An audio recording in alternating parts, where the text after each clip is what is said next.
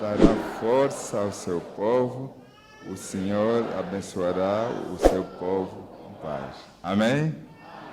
Vamos abrir nossos cantores cristãos para entoarmos o hino 60.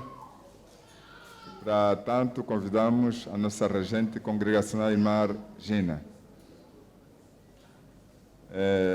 Vamos lutar também a adquirir cantores, que haverá um dia que pode haver uma falha e não teremos cantores para louvarmos o nome do Senhor.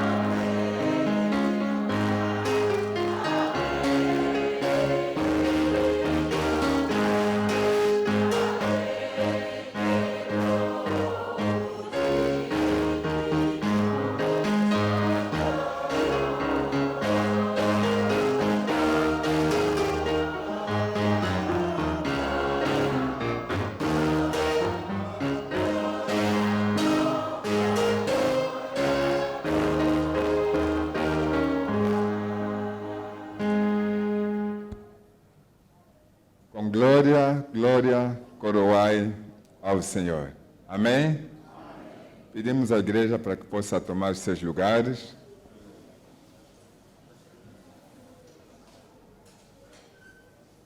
O momento é de participações e porque a palavra de Deus diz que tudo quanto tem fôlego, louve ao Senhor. Louvai ao Senhor.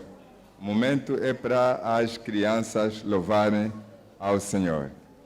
E não importa o tamanho que você tem, seja pequeno ou grandão, você pode ouvir a voz de Deus lá no fundo do seu coração. Imagina que bom, como deve ter sido ouvir a voz do nosso Senhor, que chamou a Samuel pelo seu nome, com sua voz de amor. E não importa o tamanho que você tem, seja pequeno ou grandão,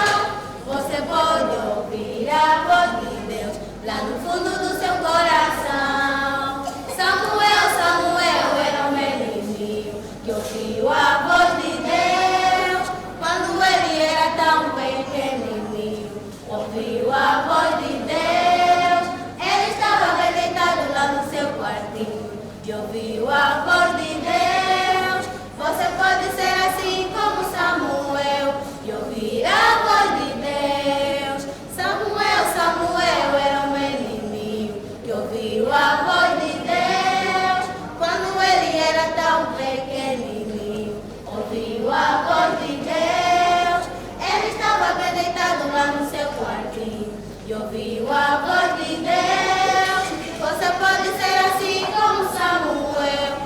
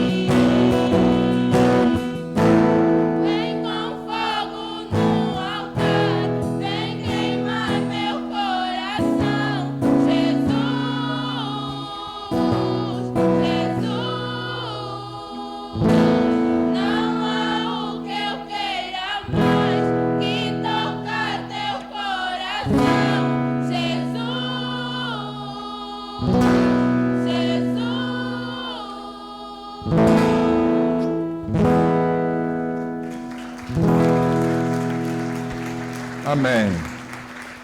Amém. Então, vai buscar meus cordeirinhos para que nos possa abençoar.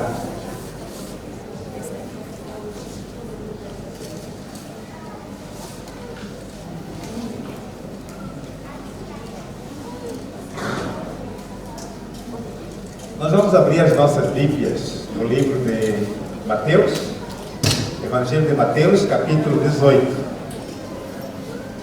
onde encontramos um episódio relacionado com as crianças, Jesus e as crianças e o rei. Mateus capítulo 18, de 1 a 5. Mateus 18, de 1 a 5, diz assim a palavra de Deus. Naquela hora, os discípulos se aproximaram de Jesus e perguntaram: quem é o maior no reino do céu?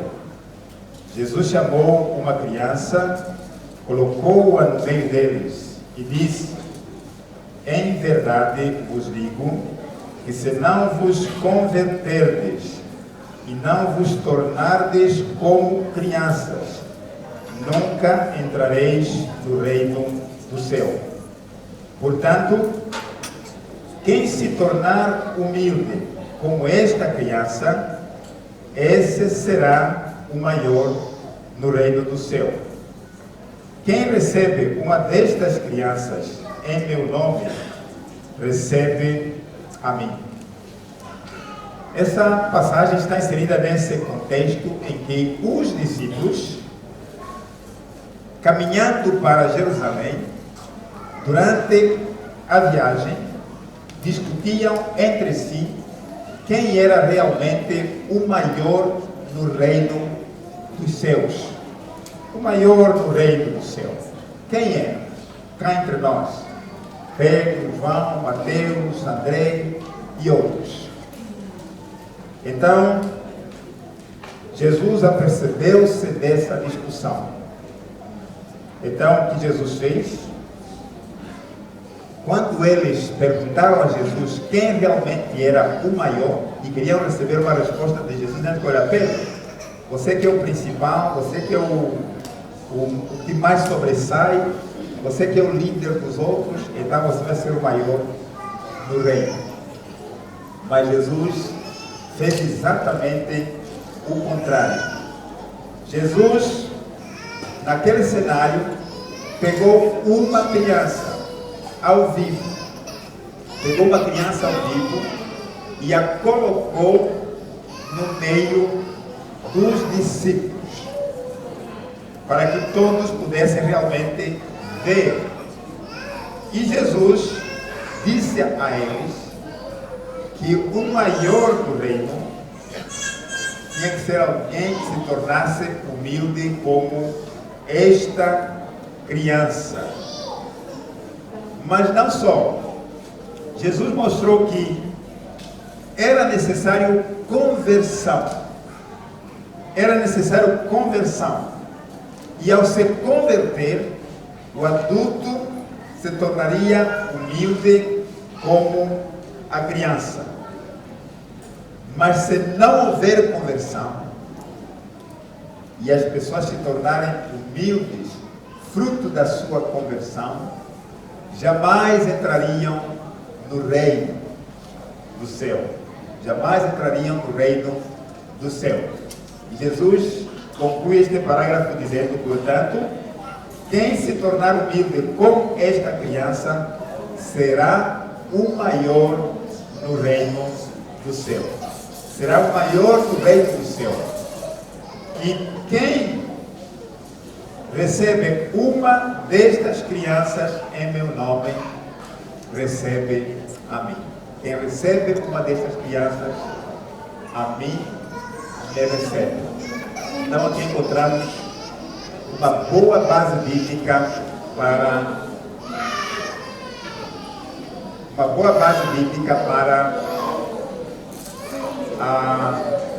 o ministério com crianças. Uma boa base bíblica para o ministério com crianças. Então, para os pais, é uma recomendação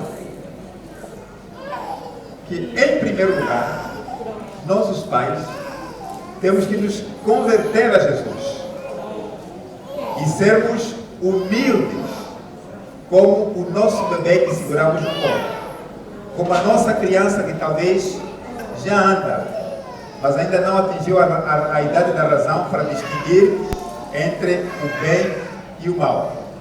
Então, esta simplicidade da criança, fruto de uma conversão genuína, fará com que nós, os pais, possamos também ensinar as crianças no caminho do Senhor, para que essas crianças cresçam no temor do Senhor, porque as crianças aprendem vendo. O que os adultos fazem é o que elas também imitam. Então, logo, temos aqui uma grande lição em que só se pode entrar no reino do céu se nos convertermos e nos tornarmos humildes como uma criança. Então, só é possível entrar no reino de Deus através de uma conversão genuína, e essa conversão nos leva a sermos humildes. Assim, não só seremos maior no reino, mas também como teremos a porta aberta para a entrada no céu. O que significa dizer também, por outro lado, que se nós não nos convertermos, não nos humilharmos, não teremos condições de entrar no reino do céu. E as crianças têm uma grande importância. No mesmo contexto, lá em Marcos, mostra que havia os discípulos que queriam impedir as crianças. Mas Jesus disse: não impeçam as crianças, deixem as crianças vir a mim. Para vermos que Jesus valoriza as crianças. E até Jesus mostra que as crianças também creem. Ele mostra que as crianças também creem nele. Por isso que ele quer que as crianças venham a ele. Mas não só as chamou, mas também as tocou. As colocou no colo, as tocou, abençoando-as. Por isso que ele fez essa declaração, que elas, na verdade, são as maiores no reino. E se um adulto quiser entrar no reino, também tem que se converter como uma criança. Então, a criança é o exemplo de humildade. A criança é o exemplo de humildade. Que Deus abençoe os pais, para que sejam eles, primeiro, o exemplo de humildade, para que as crianças também possam imitar. Porque se as crianças notarem orgulho e arrogância, impiedade por parte dos pais, vão seguir exatamente o mesmo caminho, a não ser que sejam alcançadas um dia com a graça de Deus. Mas a lição principal é que precisamos de nos converter dos nossos maus caminhos, dos nossos comportamentos e nos tornarmos humildes, para que as crianças também sigam este exemplo, imitem esse comportamento dos pais. E também sabermos que as crianças, por natureza, são humildes. Enquanto não atingirem a idade da razão, elas têm a porta aberta para entrar no céu. Mas quando atingirem já a idade da razão, em que elas próprias podem decidir entre o bem e o mal, elas também precisam de conversão e humildade para entrar no reino. E os pais são as peças fundamentais para encaminhar essas crianças, para evangelizar as crianças, para falar do evangelho às crianças e viver este evangelho, para que elas sigam o exemplo. Então, que Deus nos possa abençoar nesta manhã. Amém? Nós temos 7 crianças com nomes muito complicados, que na hora os próprios pais vão dizer, por isso que não arrisco. Não arrisco. Então, é uma questão que está surgindo nos últimos dias, realmente. Acho que tudo faz parte do pacote que Jesus falou, que nos últimos dias não só haverá tempos difíceis, mas haverá nomes difíceis. Haverá nomes difíceis, então temos que aprender a lidar com esses nomes difíceis também, nesses tempos difíceis. Então, precisamos de exercitar isso.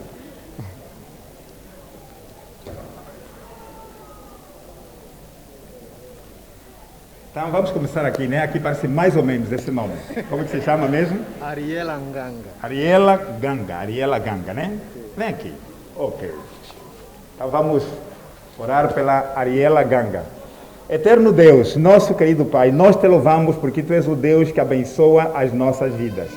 O Senhor abençoou o casal Domingos para terem esta bela criança no seu lar, no seu seio. E nesta hora queremos dedicá-la nas mãos do Senhor, para que ela cresça no temor de Deus, para a Tua honra e para a Tua glória. Por isso a dedicamos, em nome do Pai, do Filho e do Espírito Santo. Amém.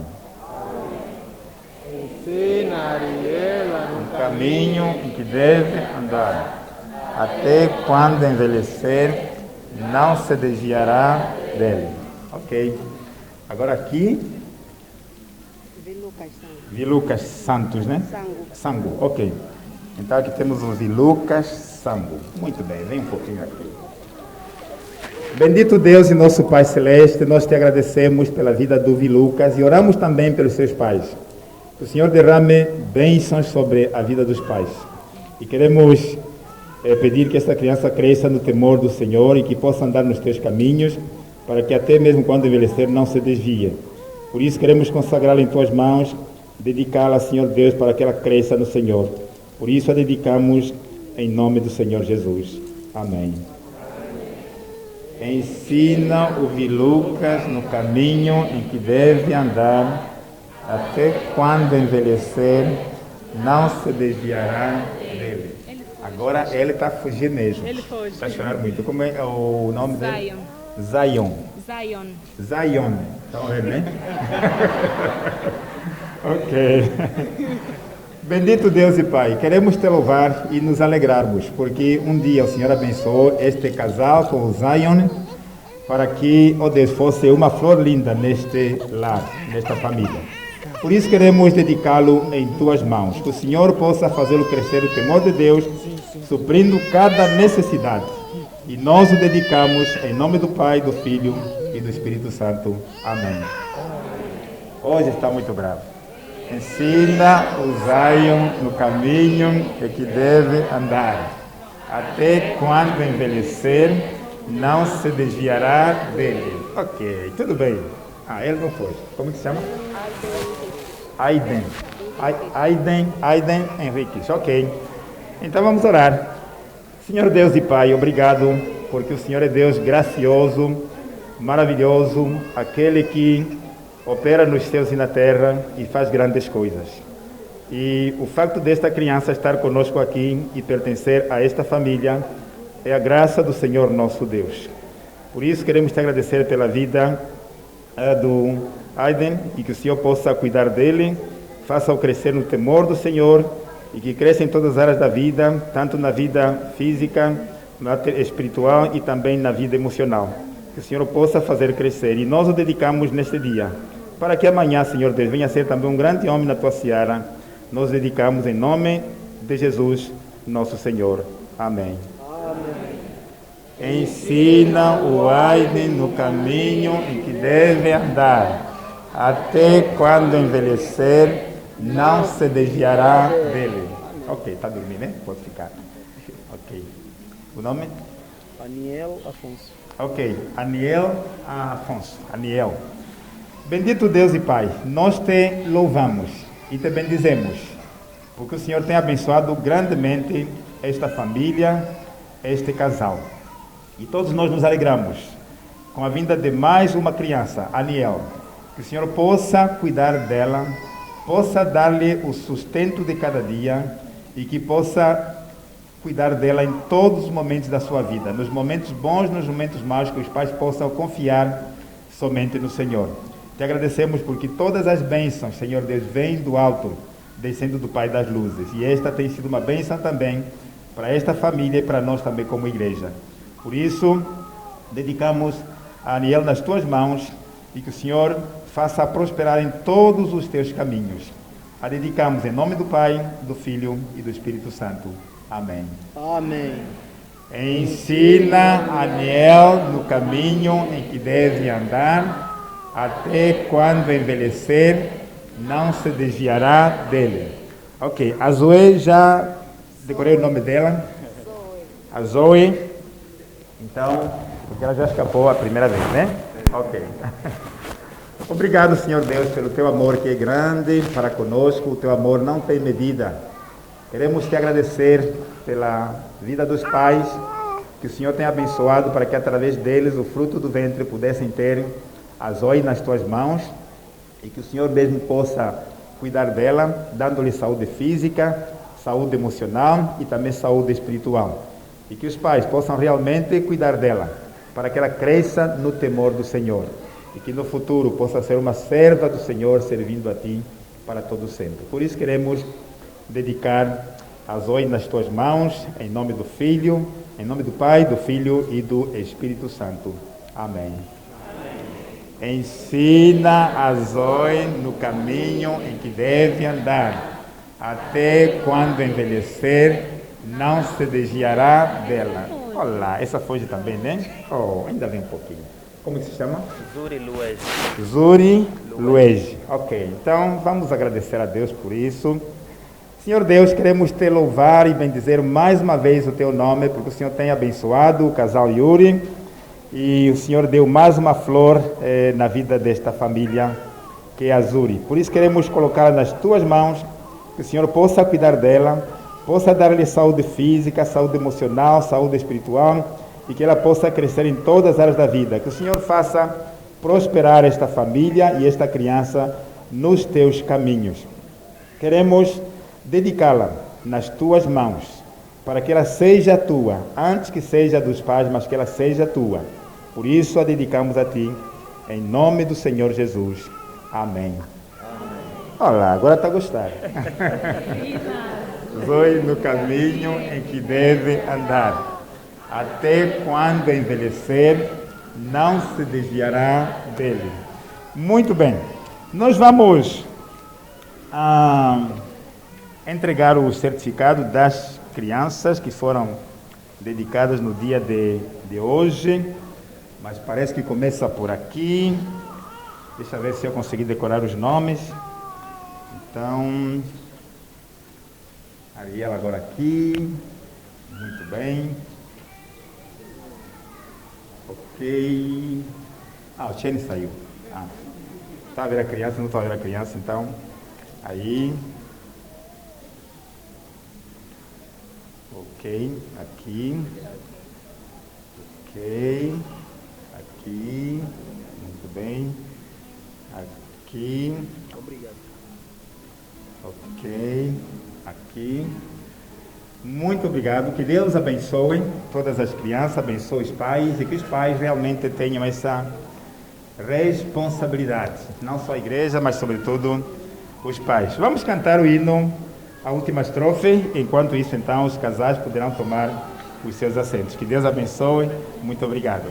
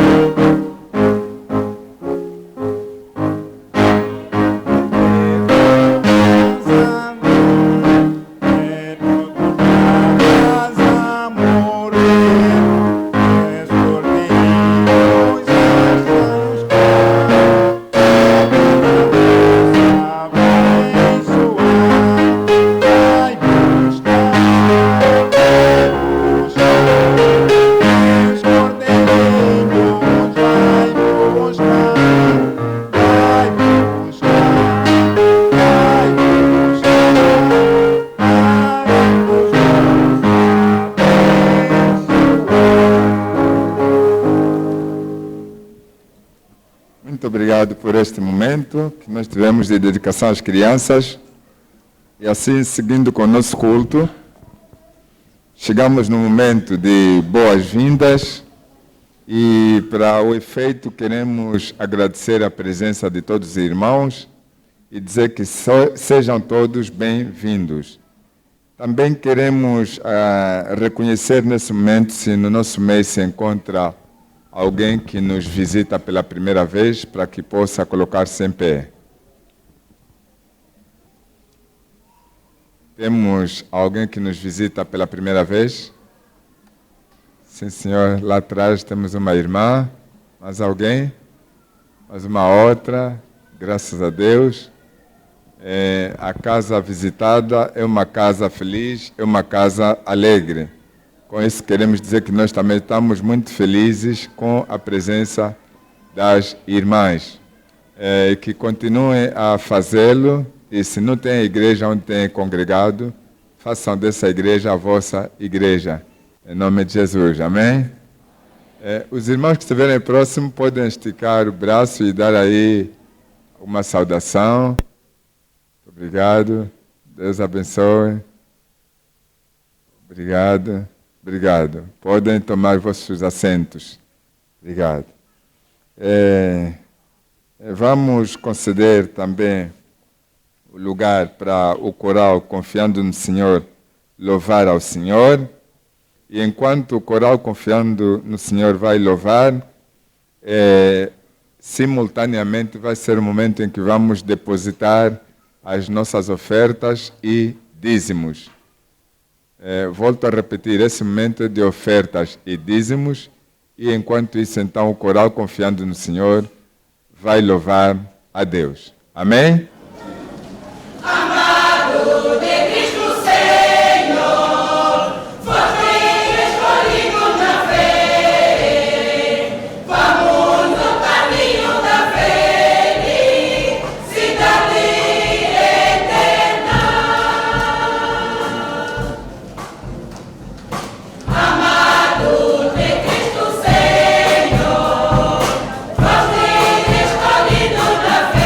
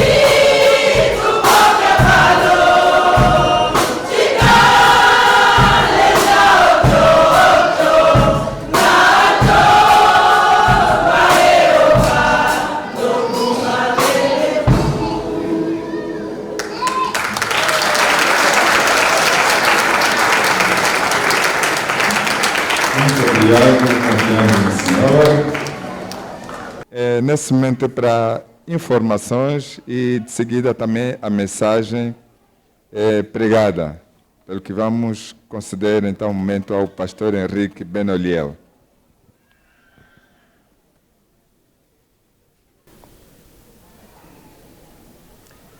Mais uma vez, graça e paz. Queremos passar algumas informações que acreditamos serem muito importantes também para a nossa vida como igreja. Então, precisamos de prestar muita atenção.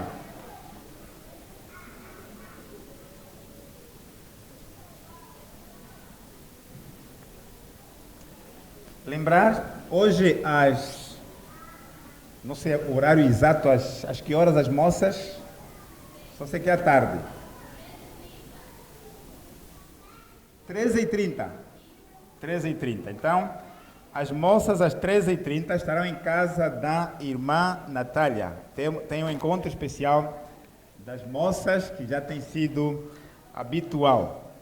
Também, após a EBD, queremos convidar todos os professores de crianças, os que já eram e os que são, para que possam voltar aqui no templo para um breve acerto com a liderança da educação cristã.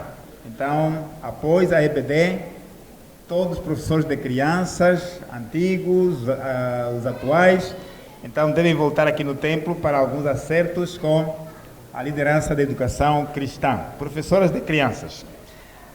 Também tivemos o congresso ontem, conforme vínhamos a anunciar, o congresso de pastores, e correu muito bem, graças a Deus, no dia de ontem, lá no auditório do nosso colégio. Também com relação à vinda dos professores do Prega a Palavra, que anunciamos alguns dias atrás, que seria para março. Então, queremos comunicar que houve um adiamento por questões técnicas. Então, a vinda dos professores do Prega a Palavra do Brasil só será na segunda quinzena do mês de junho, isto é, de 22 a 30 de junho. No próximo domingo, nós teremos a celebração da Ceia do Senhor. No próximo domingo, dia 3, teremos a celebração da Ceia do Senhor. No próprio domingo, também dia 3, haverá uma comemoração do aniversário da paz, da assinatura dos acordos de paz, e esse culto, digamos, ecumênico, é um culto ecumênico, o termo mais claro é esse, onde haverá várias denominações. Então será realizado na Cidadela, e então haverá alguma representação a nível da denominação de igrejas que estarão lá naquele culto do próximo domingo. Também no próximo domingo,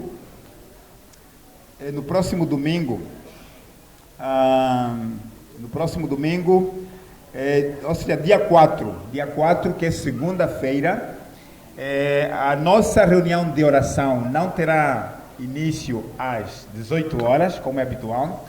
Por ser feriado, queremos fazer uma convocação geral, uma forma também, já que se comemora o aniversário dos acordos de paz, então seria bom também, como igreja, voltarmos para aqui, além de outros assuntos, mas também clamarmos pela nossa nação que está doente. O nosso país precisa de muita oração. Então, mesmo os irmãos que moram longe podem vir, porque não será noite. Se a tua desculpa tem sido noite, então vai ser de dia.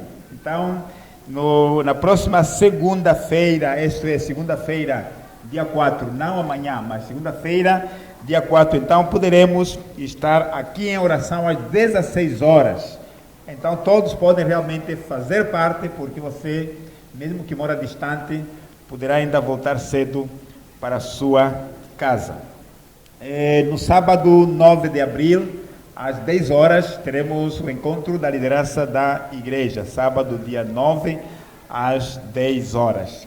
E no domingo 10, às 16 horas, todos os irmãos, alunos do Prega a Palavra local, então teremos o nosso encontro para aulas práticas. Domingo, dia 10, às 16 horas. Lembrar também, o curso de noivo está a acontecer cada domingo às 16 horas aqui. Então, para você que faz parte do curso, então esteja presente hoje às 16 horas.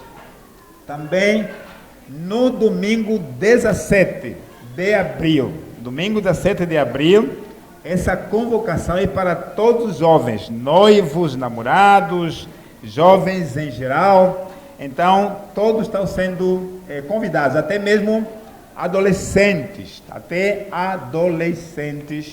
Então, teremos uma palestra às 15 horas. Vamos criar todas as condições para que 15 horas de domingo 17, todos os jovens, adolescentes, namorados, noivos estejam aqui naquele horário para uma palestra com o tema O Namoro e o Noivado que Deus sempre quis.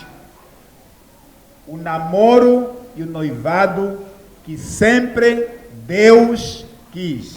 Não que eu sempre quero ou que eu sempre quis, mas que Deus sempre quis. Então, participe, será muito importante para a sua vida. Os adultos também que quiserem participar, para ajudar até mesmo no acompanhamento, do aconselhamento da juventude e dos filhos, também serão bem-vindos. A palestra será aberta não só para os jovens, mas também para os adultos. Mamães e papás também serão bem-vindos a esta palestra. Então, muito obrigado pela atenção. Agora sim, convido os irmãos para se colocarem em pé, para procedermos à leitura da palavra de Deus no livro de Ageu. Hoje estamos terminando o livro de Ageu, uma profecia muito importante para aquele tempo e para os nossos tempos também. Então, Ageu, capítulo 2.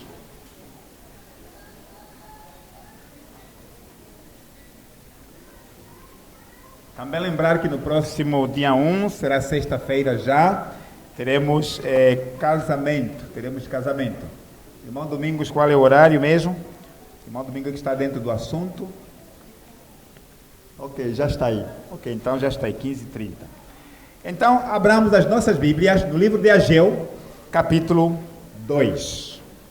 Leremos do versículo 20 a 23.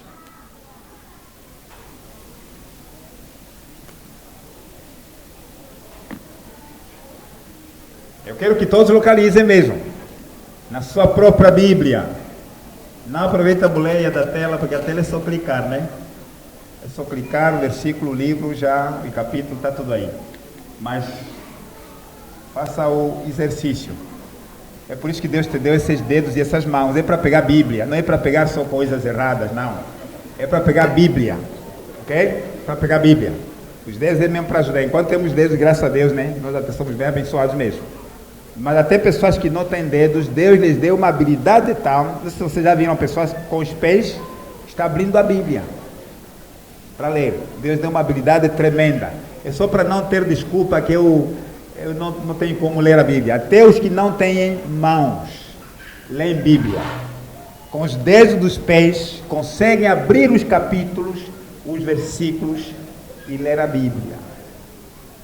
Então Deus quer que todos nós tenhamos a Bíblia e que essa Bíblia seja lida. Ageu fica atrás de Malaquias. Atrás de Malaquias está Zacarias. Atrás de Zacarias está Ageu. Você pega, muito mais fácil, tem aquela página branca que divide o Antigo e o Novo Testamento. Então, recuando atrás, encontra o livro de Malaquias. Recua mais um pouco Zacarias. Recua mais um pouco Ageu. É bom também ter os livros decorados na cabeça mesmo. Para quando o pastor ditar um livro, você já sabe mais ou menos, até você só faz mais ou menos assim a Bíblia, tá mais ou menos tal.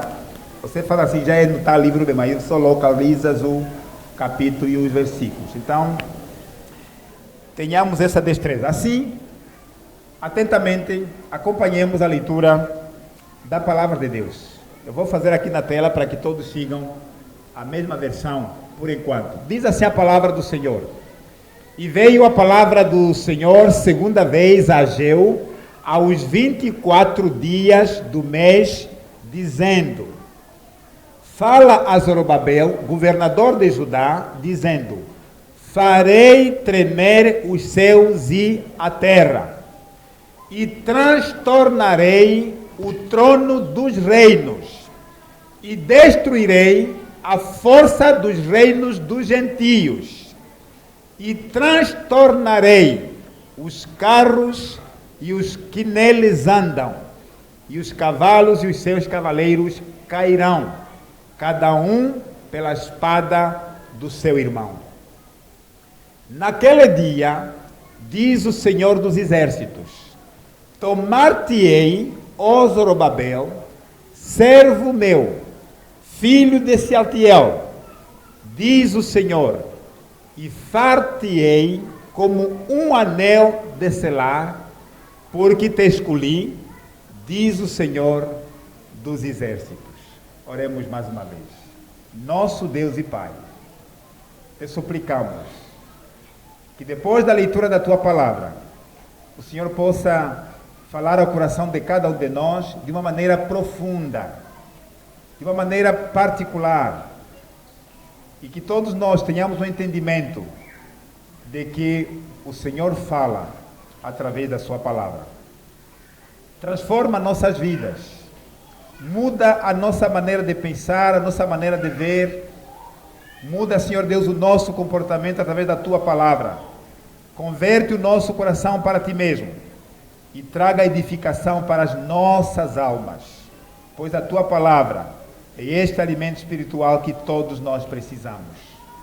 Fala, Senhor Deus, em nome de Jesus. Amém.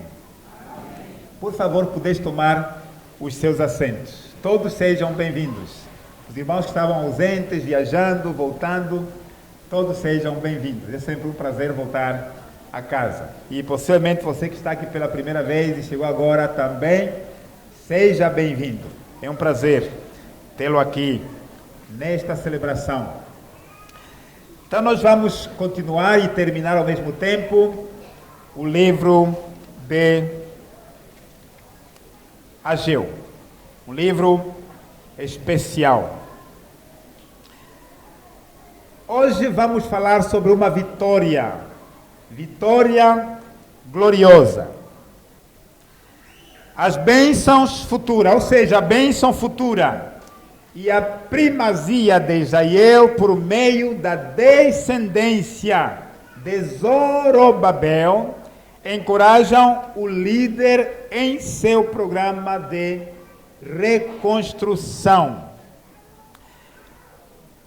Nestes versículos, nós estamos vendo Deus a falar ao coração de Zorobabel. Nós já vimos 3 mensagens no livro. Hoje estamos na 4ª mensagem. A 4ª mensagem é dirigida a uma pessoa, não a todo o povo, mas é dirigida a uma pessoa, o governador, o líder político, o líder governamental, chamado Zorobabel. A remoção do domínio gentílico sobre Israel será realizada pelo próprio Yahvé. Então, aqui encontramos a última mensagem do Senhor, feita pelo profeta Ageu.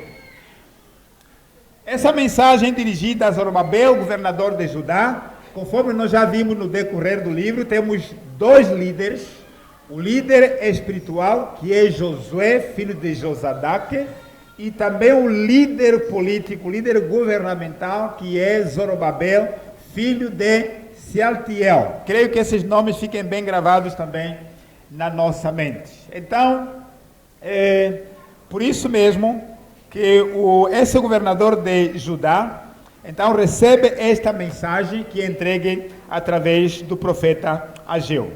Essa palavra, de certa maneira, ela trouxe um encorajamento para o presente e também uma bendita esperança para o futuro. uma mensagem que trouxe encorajamento no presente momento, mas também uma mensagem que trouxe uma bendita esperança para o futuro. Porque a nossa vida não deve ser vivida apenas no presente. Nós temos que ter uma esperança, mas a esperança num futuro melhor, um futuro glorioso.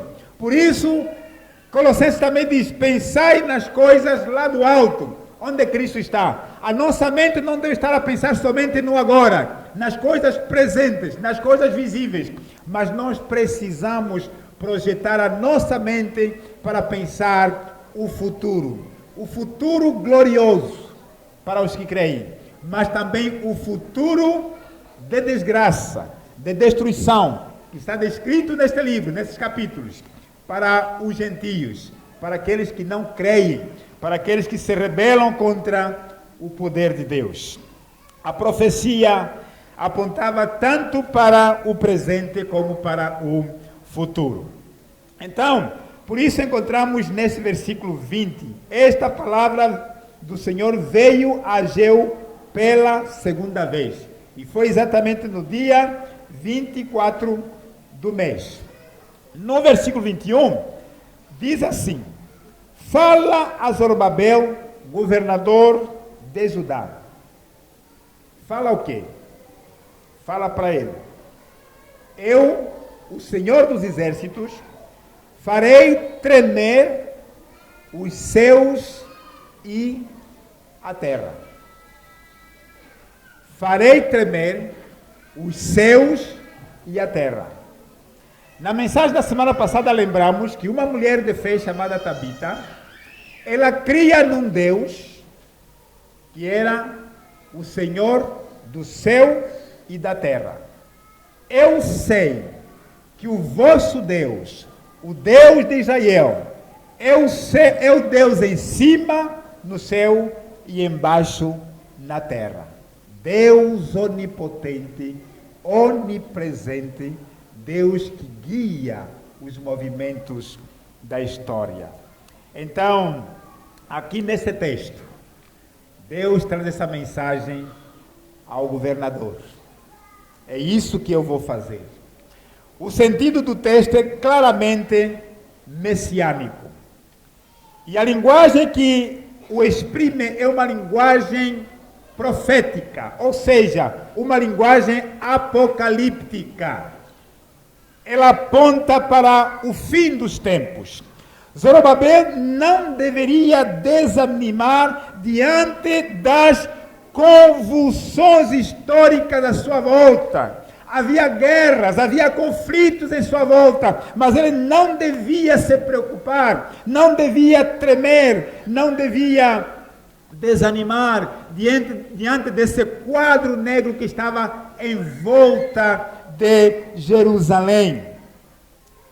Por isso mesmo, ele estava dentro da linhagem messiânica. Se nós olharmos para Mateus capítulo 1, versículo 12, nós vamos encontrar que este homem aqui, chamado Zorobabel, também como vimos no domingo passado, entra também na genealogia do Senhor Jesus. Mateus 1,12 diz assim: depois do exílio na Babilônia, Jeconias gerou Salatiel. Salatiel gerou Zorobabel. Zorobabel gerou Abiúde. E assim a coisa vai. Só para dizer que esta mensagem, ela também aponta para a linhagem messiânica, porque este Zorobabel é da linhagem messiânica. Faz parte da família do Messias, o Senhor Jesus. Por isso que ele também faz parte da genealogia de Jesus. A obra que ele está cumprindo é uma obra valiosa aos olhos do eterno Deus. Por quê? Porque esta obra está a ser relacionada com a figura do próprio Messias vindouro, o Messias que virá depois. Então, Zorobabel é uma figura também do Senhor Jesus Cristo, o Messias que naquela altura havia de vir, mas que para nós já veio, agora só aguardamos a sua segunda vinda. Então, nestes versículos, nós queremos destacar algumas verdades importantes que valem a pena observar, do versículo 20 a 22. Primeiro, nós podemos ver que o colapso dos reinos do mundo vai exatamente acontecer. Quer o mundo queira, quer não, o colapso do mundo, o colapso dos reinos deste mundo vai acontecer. Esse texto é semelhante também a Mateus capítulo 24, versículo 29 e 30, em que a vinda do Messias é acompanhada de grandes desastres cósmicos. Temos 4 fatos que merecem também o nosso destaque. Mas antes disso, eu gostaria de ler Mateus 24, 29 e 30, só para termos uma ideia de como se relaciona esse texto, de que eu vou fazer tremer os céus e a terra. Diz assim Mateus 24, 29 e 30. Logo depois da tribulação daqueles dias, o sol escurecerá e a lua não dará sua luz, as estrelas cairão do céu e os poderes do céu serão abalados.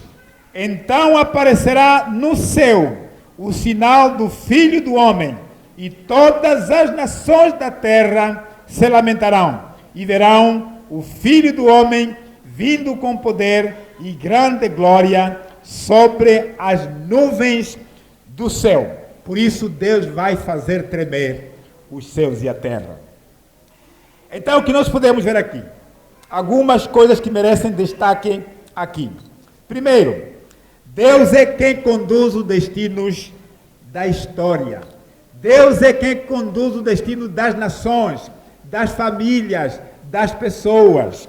É Deus que está no comando, porque Ele sabe tudo. O governo de Deus abrange todo o mundo, todo o cosmo, todo o universo. As rédeas da história não estão nas mãos dos governantes, nem das 2 potências que eram conhecidas até hoje, nem de outros poderes deste mundo. Mas sim, as rédeas da história estão nas mãos daquele que reina soberanamente. O nosso Senhor, Ele está no seu trono. Por isso que os poderosos deste mundo, nas suas mãos, não são absolutamente nada. Os impérios megalomaníacos que estamos observando no mundo de hoje, que vão decretando suas leis, muitas vezes para oprimir o ser humano, eles pensam que têm o poder, eles pensam que têm o controle dos acontecimentos. Negativo. Eles não têm esse controle. A verdade é essa. É Deus quem faz abalar os céus e a terra. É o Senhor, nosso Deus, que faz abalar o céu e a terra. É quem derriba os tronos dos reinos. E também Ele que destrói a força dos reinos.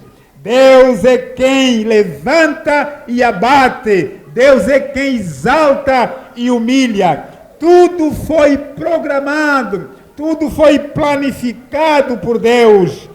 E não é apenas um acidente. Até a guerra da Ucrânia, Deus não foi apanhado de surpresa. Deus já sabia. E Ele está sob o controle de tudo. E Ele tem um propósito no meio de tudo isso. Às vezes nós nos questionamos, por que Deus? Ele é o Rei dos Reis, o Senhor dos Senhores. Ele governa o universo. É Ele que controla os acontecimentos de tudo o que acontece. A presente ordem social, e hoje muitas vezes chamada de nova ordem mundial. Se os irmãos acompanhar os noticiários, agora está a se procurar estabelecer uma nova ordem mundial. A nova ordem que já existia, que era a globalização, agora está a se tentar agora estabelecer uma nova ordem, em que talvez possamos se estabeleça outros blocos. O mundo dividido, não mais globalizado, não mais unido como aconteceu nesses últimos anos, mas que agora volte a uma outra ordem. É o que está a acontecer nos últimos dias. Então, a presente ordem social será aniquilada e surgirá uma nova ordem estabelecida pelo Senhor Jesus, o Messias. Ele sim vai estabelecer uma nova ordem, onde haverá paz, onde haverá justiça, porque ele será o Rei dos Reis. Segunda verdade nesse texto ainda, Deus torna nulos os maiores símbolos do poder humano. No versículo 22 diz que derrubarei o trono dos reinos e destruirei a força dos reinos das nações. Deus torna nulos os maiores símbolos do poder. Naquele tempo, os carros, os cavalos e os seus cavaleiros eram exatamente a expressão de força e o poder de um exército. Hoje são os mísseis de longo alcance, as armas nucleares, são essas que caracterizam o poderio bélico de cada nação. Por isso, quase cada um tem medo do outro. Se alguém apertar no botão, mas lembrar também que o botão só será apertado por aquele que está no trono, o Rei dos Reis, o Senhor dos Senhores. Tudo o que acontecer é da sua permissão, é da sua vontade. Então Deus, porém, destrói o carro e o que anda nele. As grandes armas que os homens estão a apresentar nos últimos dias dão medo aos olhos humanos.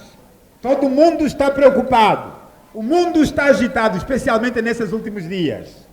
Mas lembrem-se, Deus está no trono. Ele tem poder para destruir essas armas, porque Ele é Deus. Por isso que esse texto está a declarar que Ele destrói o carro e o que anda nele. É como se fossem os aviões e os seus pilotos, os tanques e os seus pilotos também, os carros, seja lá o que for. Ele destrói o cavalo e o seu cavaleiro, o carro e o que anda nele. Nenhuma força ou poder pode resistir ao poder, ao braço forte do Deus Todo-Poderoso, porque Ele é Deus. A outra lição, que é a terceira que podemos encontrar aqui, Deus entrega os homens à sua própria insanidade. Deus entrega os homens à sua própria loucura. Por isso que Apocalipse diz que quem quer ser justo, faça a justiça ainda. Quem quer se sujar, suje-se ainda. Se você decidir caminhar pelo pecado, Deus vai te deixar andar mesmo nesse pecado e vai se multiplicar. Se você quer loucura, Deus te deixa mesmo praticar a tua loucura. E essa própria loucura vai te eliminar. Então, vejam o que acontece. Os homens, na sua loucura, eles vão se autodestruindo. Hoje mesmo, essa loucura da corrente ou a corrida armamentista. Hoje, se observar bem e escute o que está acontecendo mesmo a nível da Europa, a NATO, cada país agora tem que aumentar mais alguma porcentagem para o armamento, para equipar os seus exércitos. É o mundo em que nós nos encontramos. A loucura do homem é investir mais no armamento, mais nos exércitos, do que no ser humano. O homem pode morrer, o povo pode apertar o cinto, não tem pressa. O que tem pressa é o Ministério da Defesa. Isso está acontecendo no mundo de hoje. Mas Deus está mostrando que isso vai levar o homem à sua própria autodestruição. A exemplo dos midianitas, no tempo de Gideão, o exército midianita, o exército começou a se autodestruir. Cada um vai matar o seu próprio companheiro, o seu próprio colega. Deus pode transtornar a mente dos soldados e cada um vai matar o seu próprio colega. E o que os homens estão fabricando também pode servir para a sua própria autodestruição.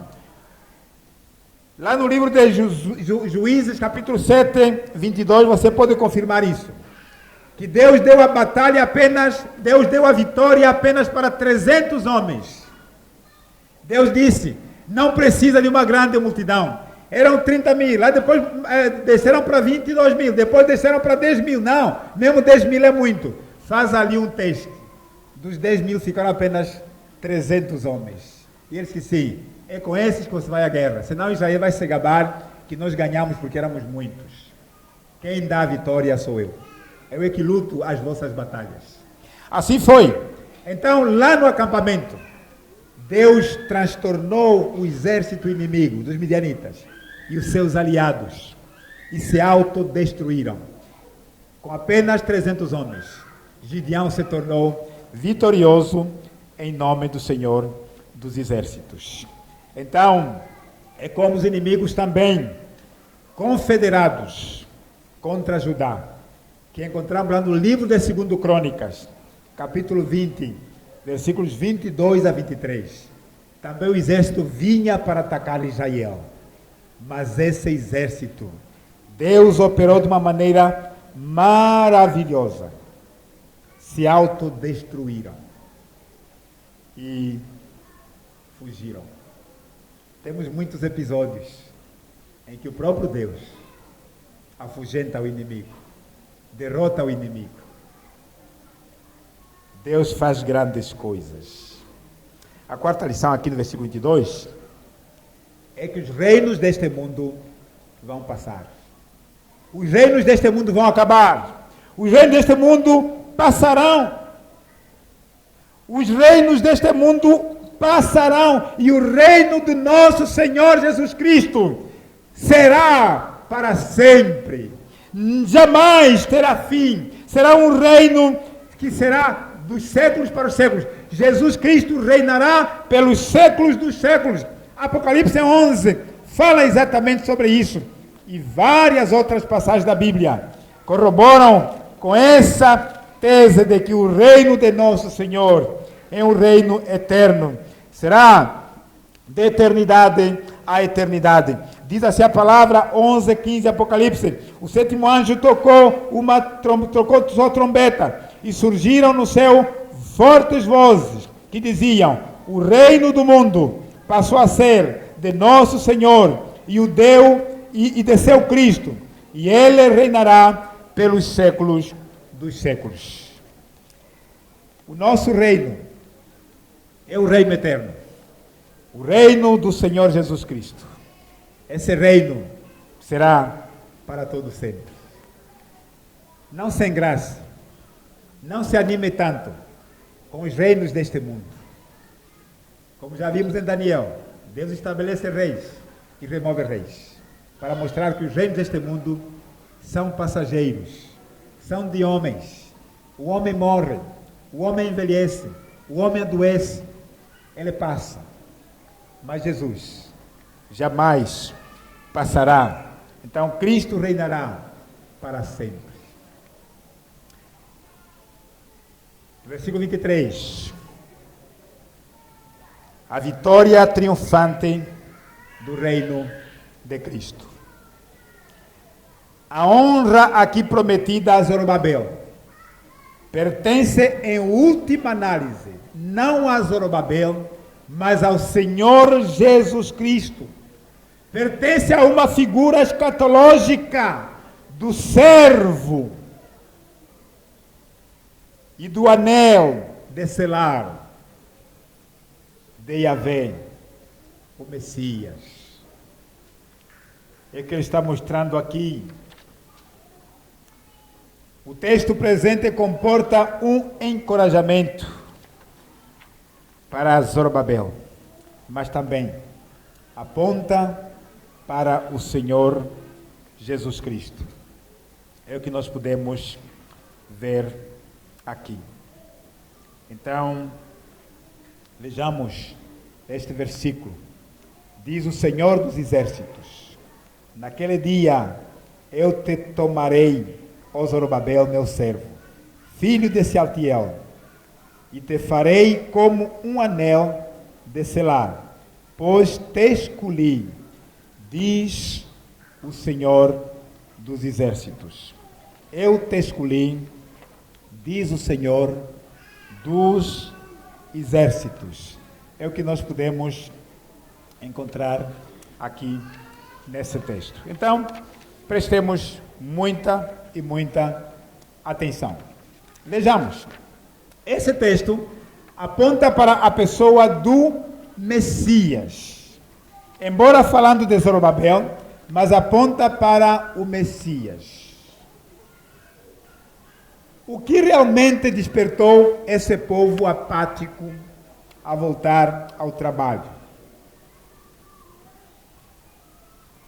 Foi realmente a pregação de Ageu e também de Zacarias, seu contemporâneo.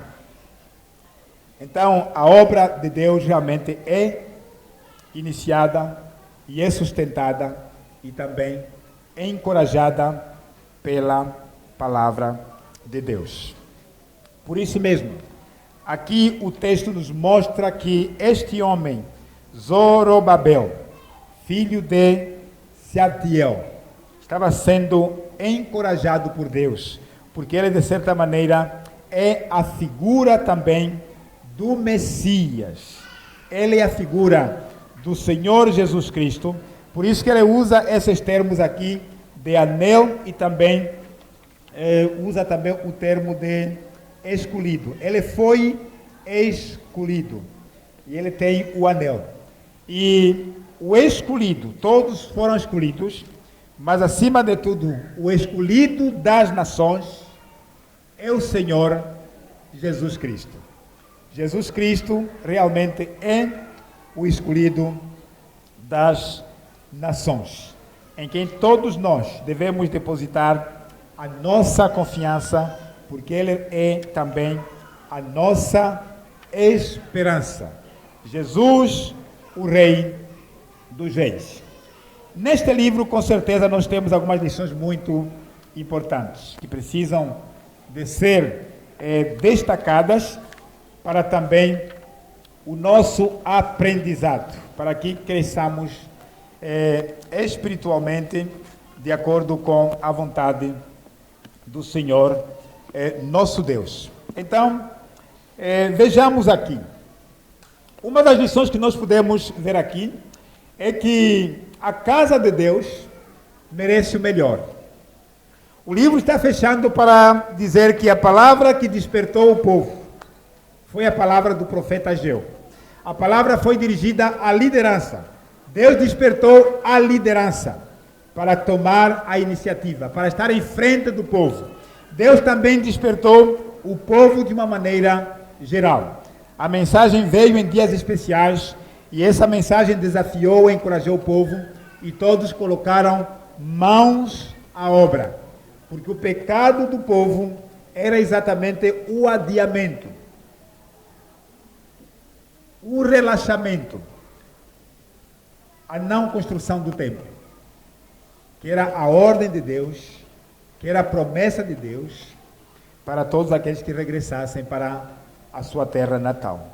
E então, lembrar que a casa de Deus, ela merece o melhor. A casa de Deus merece o melhor. Mas é interessante olharmos que, pensarmos um pouco, que esse texto presente traz realmente um encorajamento, mas é um grande desafio para pensarmos não apenas no presente, mas também no futuro. Esses termos usados aqui para descrever Zorobabel são todos eles termos messiânicos.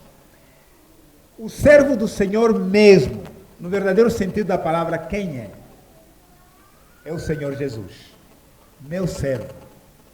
Eu não vim para servir, eu não vim para ser servido, mas eu vim para servir e dar a vida em resgate de muitos. Marcos 10, 45. Jesus Cristo é o servo sofredor. Isaías fala do servo sofredor.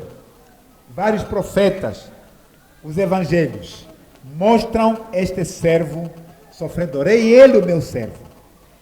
Esse anel de selar, esse escolhido das nações, é Jesus que foi o descendente de Zorobabel, conforme já vimos em Mateus 1, versículo 12. E também está em Lucas 3, versículo 27. O anel de selar era um símbolo muito precioso. Era um símbolo muito precioso. Os irmãos lembram quando falamos de Daniel também? O rei muitas vezes colocava um anel para promover alguém, ou um colar. Era para distinguir alguém, promover alguém que é escolhido entre muitos. Com ele os reis autenticavam os documentos oficiais, os documentos mais importantes. Com esse anel também autorizavam todos os editos ou todos os decretos e leis que eram promulgados naquela época. Era com esse anel. Era um símbolo de autoridade. Também era um símbolo de poder. Os irmãos lembram lá em Esther capítulo 3, versículo 10, o rei Assuero, como ele agiu usando essa autoridade? Aquele homem, Amã, que queria matar todos os judeus, fez um documento e o rei assinou com seu anel de selado. Aquele documento é autenticado, tem autoridade, é válido e tem que ser cumprido. Era essa autoridade. Mas depois Deus mudou o quadro. O homem que queria matar os judeus, ele que morreu em primeiro lugar. Só para lembrarmos que esses símbolos aqui apontam para a pessoa do Messias, que é descendente de Zorobabel.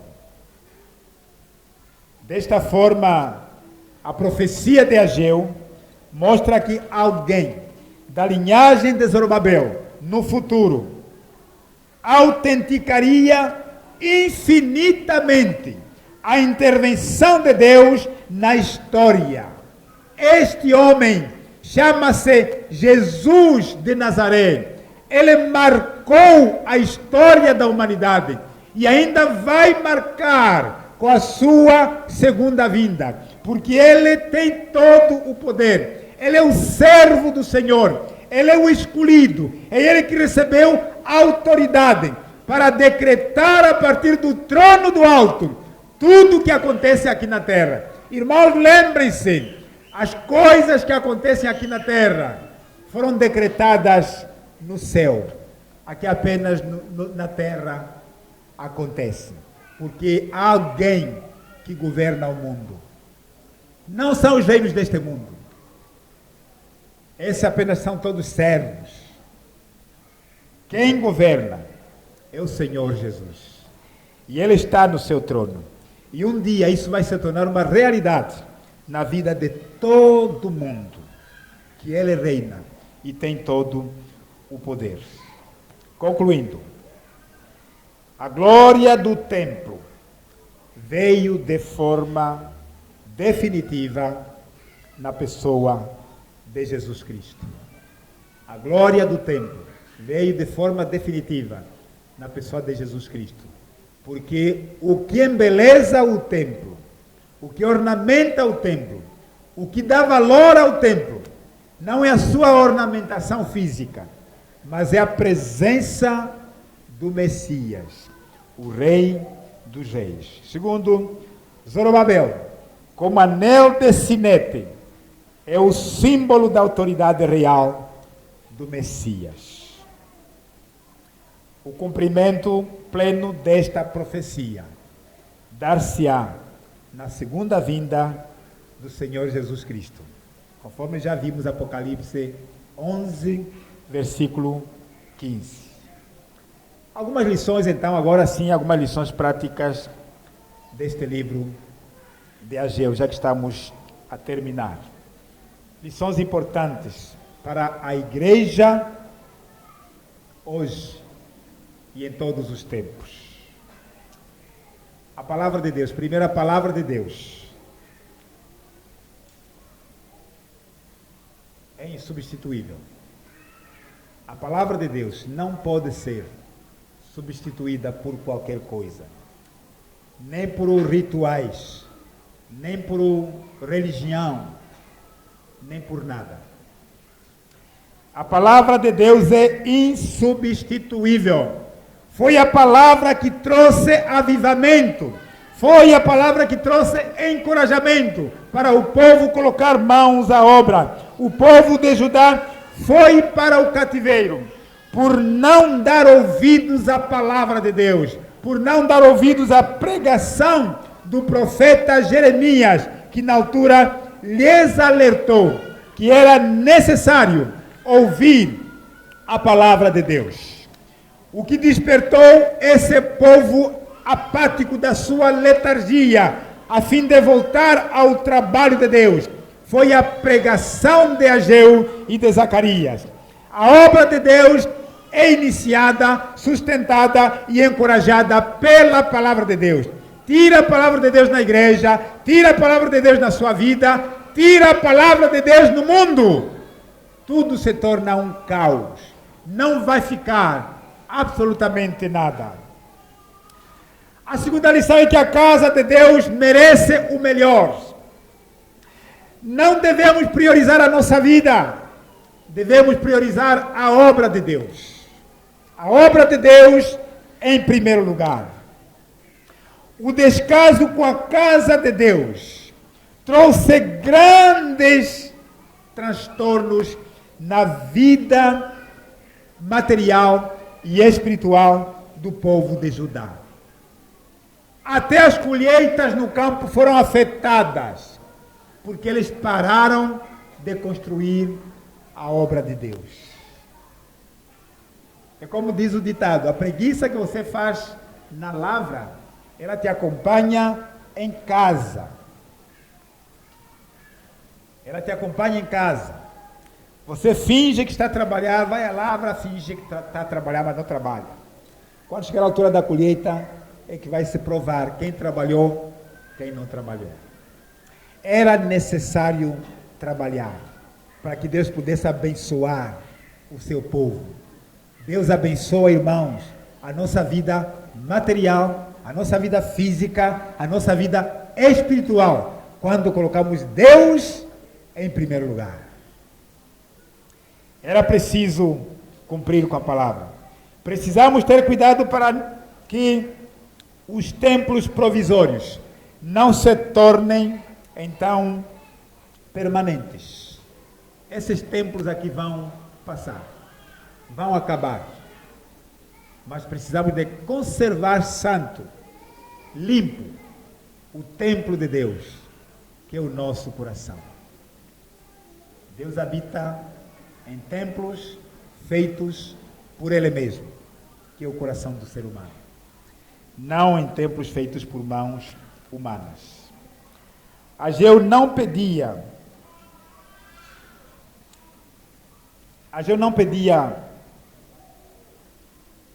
que os homens fizessem o que estivesse fora do seu alcance. Mas ele pedia que os homens fizessem aquilo que estava ao seu alcance. Deus não exige de nós algo que Ele não nos deu. Deus só exige de nós algo que Ele nos deu. E Ele sabe que nós temos condições de fazer. Porque é Ele que nos deu. É Ele que nos conhece. Então, Deus não aceita o descaso, o menosprezo da sua obra. Deus não aceita. Os aspectos físicos dos templos revelam também muitas vezes os valores espirituais dos seus adoradores. Já imaginou? Pessoas com casas bonitas, como acontecia no tempo de Ageu, com carros muito bonitos, chegam aqui na igreja, o templo é uma cubata de chapas. E isso revela o quê? Revela a miséria, a pobreza espiritual daqueles que adoram naquela cubata de chapas. Por isso que Deus estava exigindo que, ainda assim, reconstruísse o seu templo. Porque era exatamente o reflexo daquilo que eles são. Daquilo que eles são. Em terceiro lugar, a casa de Deus merece prioridade. Sempre que deixamos de investir na casa de Deus, seu juízo disciplinador virá sobre as nossas vidas. É o que diz Ageu capítulo 1, versículo 6. Quem ganha o salário é como se estivesse a pôr num saco furado. Está a reter o dízimo, mas o dinheiro também não chega na mesma. É como quem está a pôr num saco furado. Come, come, come, mas não se satisfaz. Veste, mas não se aquece. Então, Deus cria em nós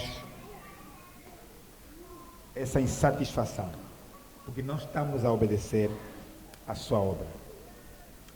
Então, as janelas se fecham em cima dos céus.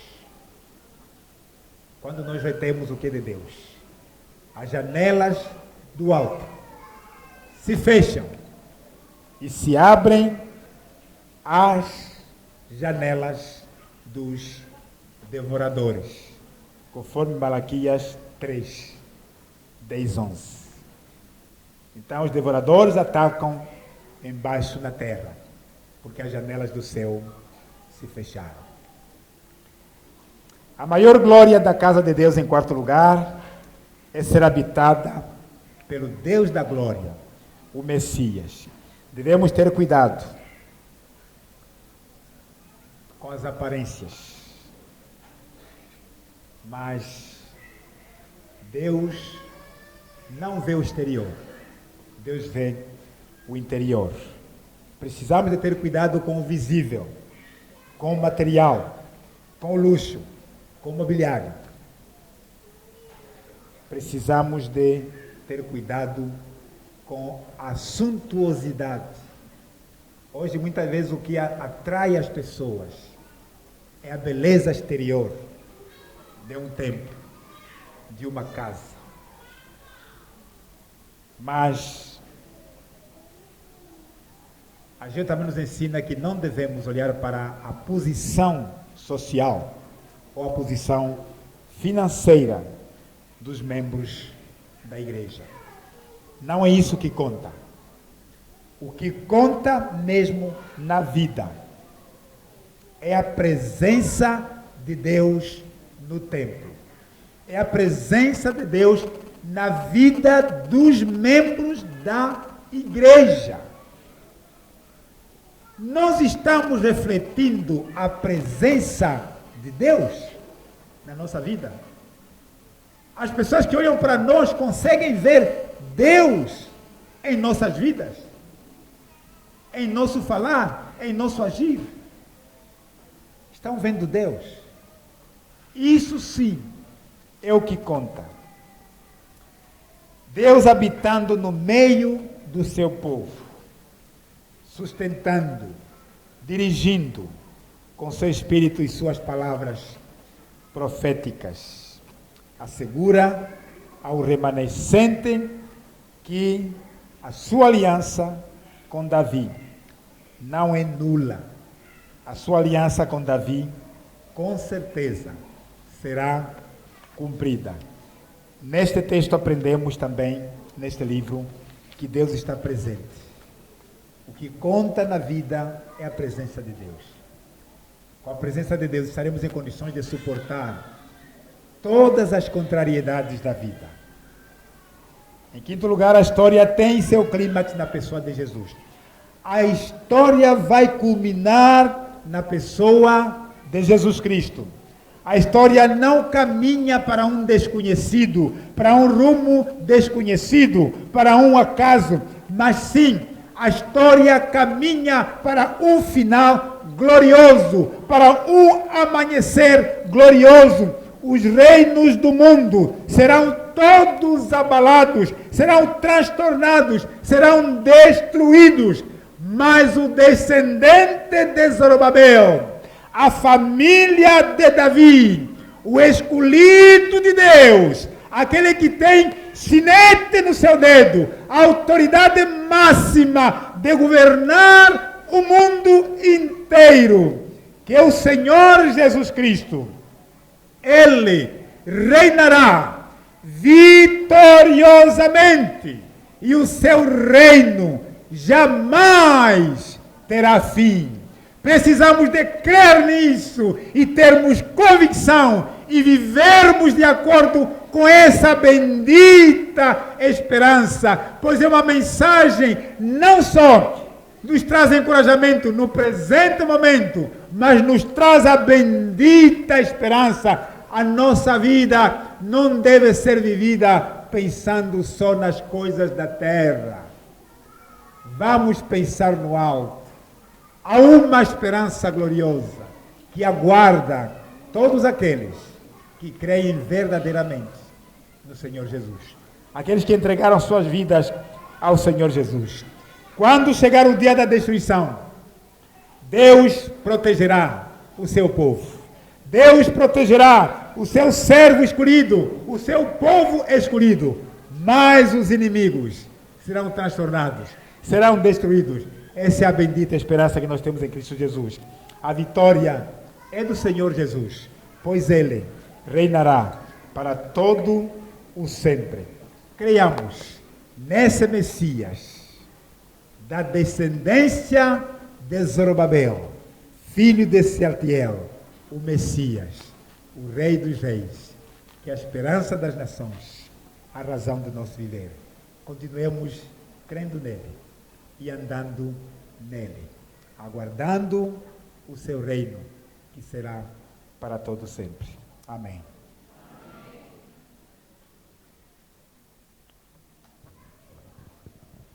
Queremos agradecer a Deus pela mensagem.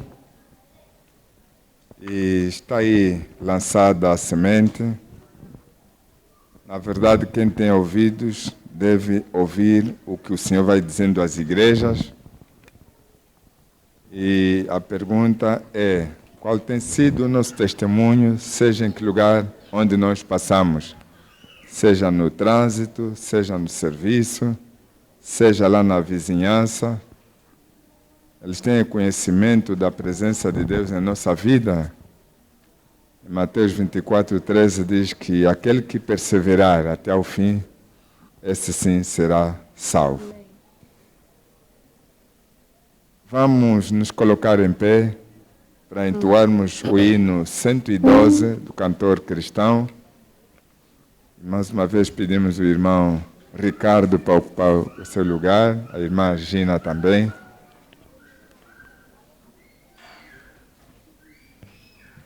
Vamos cantar com toda a nossa força, porque é para a glória e louvor do nosso Senhor.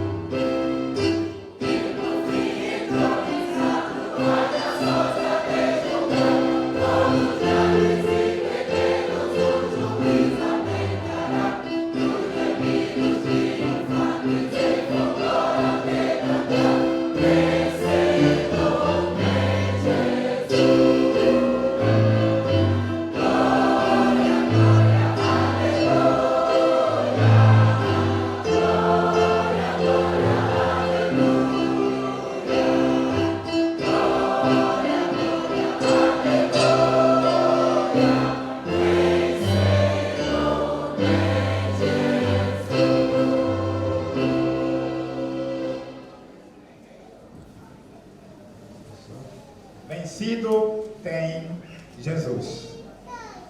Nossa pergunta é: você está preparado para se encontrar com Jesus? Você está preparado quando abalar o céu e a terra? Está preparado para fazer parte daquele povo escolhido que há de estar com Ele? Ou você estará do outro lado daqueles que serão destruídos? Pense, é tempo de tomar uma decisão séria, entregar sua vida completamente ao Senhor Jesus. Oremos. Senhor Deus, o Teu nome seja louvado de eternidade a eternidade, porque o Teu nome é grande, nome que está acima de todo nome, o nome que tem poder. Te louvamos, Senhor Deus, porque a Tua palavra podem passar os céus e a terra, mas ela jamais passará. Como vimos no Salmo 29, a Tua palavra tem poder para operar milagres. A Tua palavra também é uma palavra onipotente, pois é através dela que todas as coisas passaram a existir. Foi pela Tua palavra. Agora, Senhor, permita que esta palavra se torne uma semente em cada coração. Semente genuína que pode brotar e produzir fruto para a glória de Deus. Abençoa-nos, Senhor. Agora que estamos saindo para a escola bíblica dominical, abençoa os nossos estudos, abençoa os nossos professores, de maneira que tudo que vamos aprender também contribua para o nosso discipulamento, para o nosso encorajamento, para continuarmos neste caminho da fé. Aumenta a nossa fé e fortaleça-nos cada dia que passa. Levanta os que estão caídos e que o Senhor mesmo possa ter misericórdia deles. Oramos em nome de Jesus. Amém. Graça e paz. Podeis tomar os seus assentos enquanto nos preparamos para a saída.